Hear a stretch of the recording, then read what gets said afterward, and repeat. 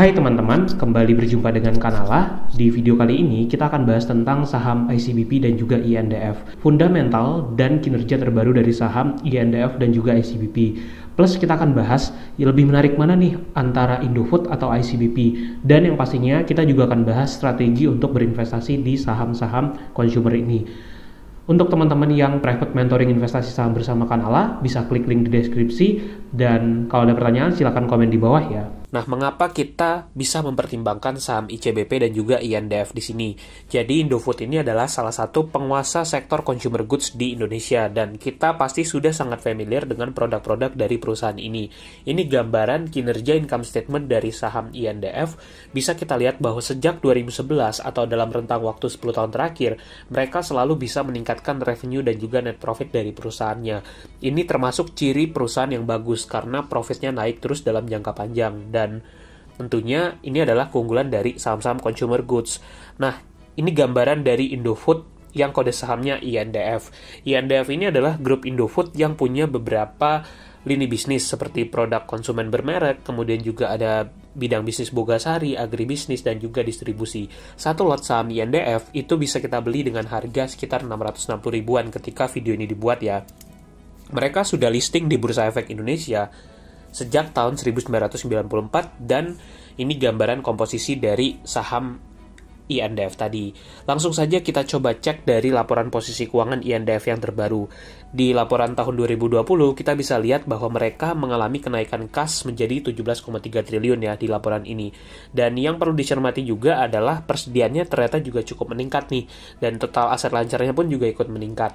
Nah, kalau kita perhatikan secara total aset, naik cukup signifikan mencapai 163,1 triliun. Kenapa? Karena terjadinya akuisisi terhadap Pine Hill yang dilakukan oleh ICBP. Jadi ICBP ini kan anaknya INDF, dan itu laporannya juga konsolidasi ke laporan keuangan INDF. Nah, kalau kita lihat gambaran balance sheet-nya, memang asetnya INDF ini naik sangat signifikan, yang tentunya diakibatkan oleh akuisisi Pine Hill tadi ditambah dengan adanya utang yang diambil untuk akuisisi Pine Hill tersebut.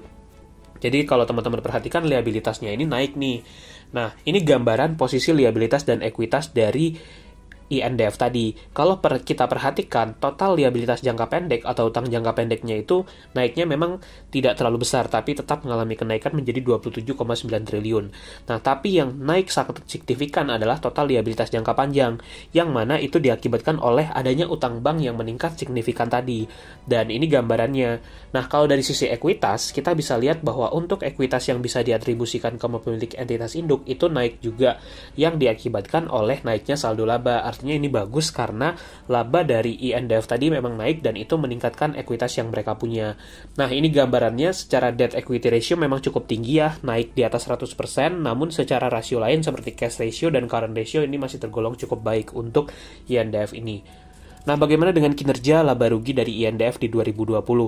Kalau kita perhatikan penjualan bersihnya, itu masih naik cukup baik dari 76,5 triliunan menjadi 81,7 triliun. Artinya secara omset dan revenue dia naik. Nah, laba brutonya pun juga masih mengalami kenaikan. Dan setelah kita turunkan dengan dikurangi berbagai biaya lainnya, itu terlihat bahwa laba tahun berjalannya sekitar 8,7 triliun rupiah. Yang mana yang bisa diatribusikan ke pemilik entitas induk itu sekitar 6,45 triliun rupiah. Dan kalau kita perhatikan EPS-nya, laba bersih per lembar saham itu signifikan mencapai lebih dari 700. Dan kalau kita lihat secara jangka panjang, INDF ini berhasil meningkatkan revenue dan net profitnya secara konsisten juga, sehingga masih tergolong bisnisnya bertumbuh dan menarik kalau menurut Kanala.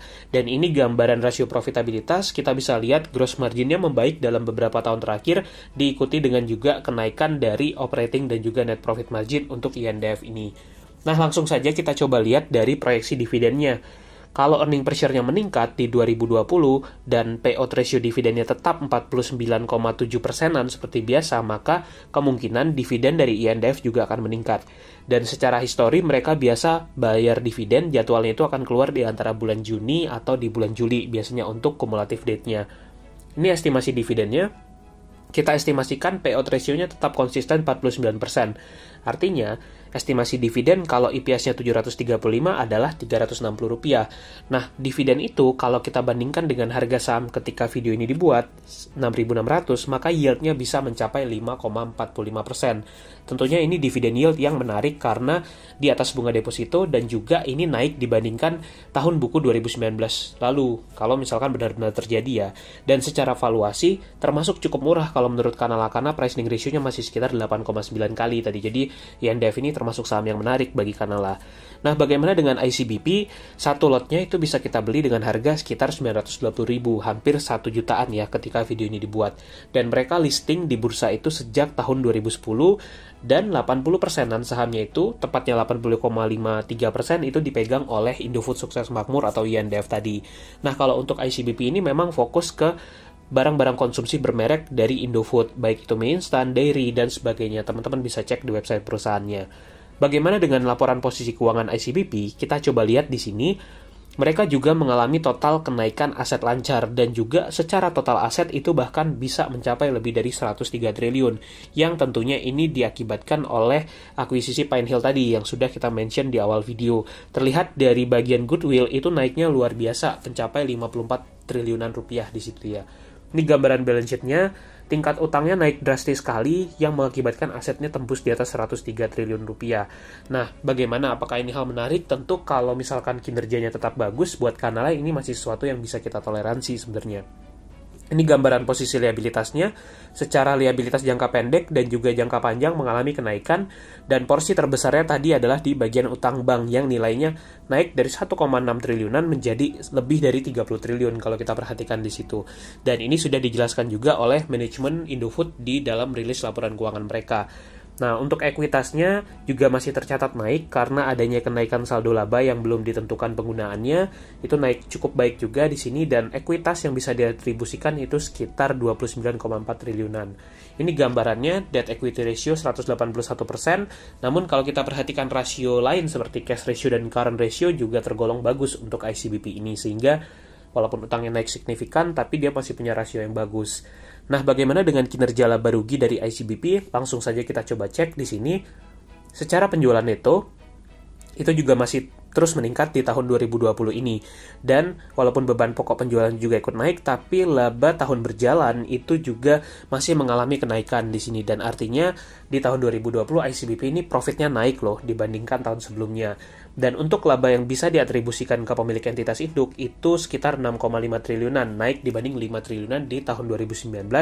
Dan secara earning per share, dia mencatatkan kenaikan juga. EPS-nya naik menjadi 565 di tahun buku 2020. Yang mana ini sekaligus melanjutkan track record yang bagus dari kenaikan revenue dan net profit ICBP yang sudah konsisten terjadi sejak bertahun-tahun sebelumnya, dan teman-teman bisa cek itu kenaikannya bagus sekali.